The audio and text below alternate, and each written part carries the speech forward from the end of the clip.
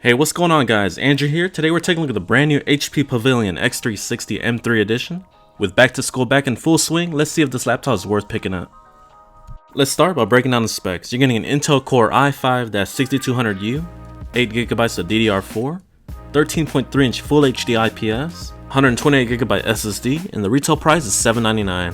However, keep in mind Best Buy sometimes has this notebook on sale for $699. I'll keep you guys posted. The bottom is made out of plastic, and you also have these 2-row rubber feet and your exhaust port for your fans. There's also 2 more on top. The exterior of this notebook looks very sleek. It comes in this modern gold finish that looks stunning. The interior looks very clean. You get that charcoal based finish as well as that gold keyboard that adds a really nice touch. Overall, this HP Pavilion notebook is really good looking. The build quality on this notebook is pretty solid. There's very minimal keyboard flex, and the build quality towards the bottom of the base is pretty rigid. HP claims the stainless steel hinge has been tested up to 25,000 openings and closing and 7,360 degree rotations. After using this notebook full time for the past 2 weeks, the hinges definitely feel durable. The 8 gigs of RAM is soldered on board, however the only component you can upgrade is the M.2 SSD. It's a 128GB drive that can give you decent speeds, however if you want better performance, step up to a 256 gig or more. On the left side you got your power button, Kensington security lock slot, USB 2, headset microphone jack combo, and your volume rocker. On the right side you got an SD card reader which says flush mount, 2 USB 3s, full-size HDMI, and your charging port. This notebook does feature the latest Skylake processors from Intel, and this model features the Intel Core i5-6200U, which is a pretty capable processor. The i5-6200U features the Intel HD Graphics 520. With this chip you can play games like CSGO on low settings at 1600 by 900 and get an average around 35 to 45 frames per second. For my stress test, I used a program called Prime 95. I used it for about 25 minutes and the average temp was around 45 to 48 degrees Celsius. And towards the backside where the fan is, it's going to get around 50 to 55 degrees Celsius. Speaking of the fan, this notebook is pretty quiet for the most part. The only time you'll hear it is when you're stressing out the CPU. The trackpad on this notebook has been great. 2-finger scrolling, tracking, all have been right on target. HP has really stepped up the responsiveness of their trackpads. Their latest notebooks have been very good. The touchscreen panel on here is highly responsive. Swipes, multi-touch gestures are very smooth.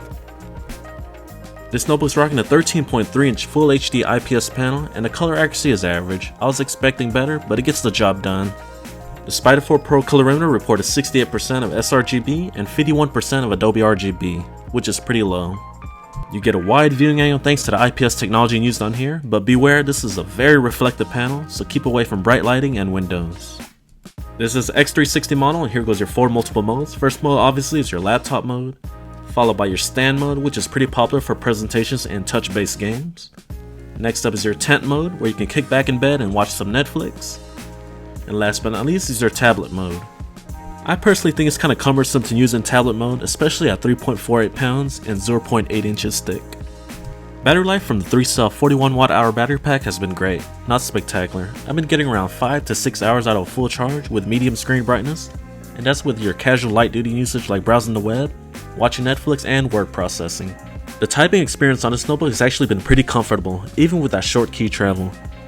These keys just offer excellent feedback. However, there's one minor complaint in regards to the backspace and the home key. They're just too close together and it can cause typos. And yep, you do get a backlit keyboard, but there's only one option, either on or off. No multiple brightness settings. Next up, here's a quick test of the HP True Vision webcam. Let me know what you guys think in the comments down below.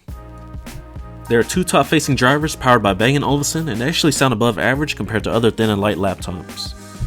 Alright guys, let's get to the conclusion of the HP Pavilion x360 M3 edition at Best Buy.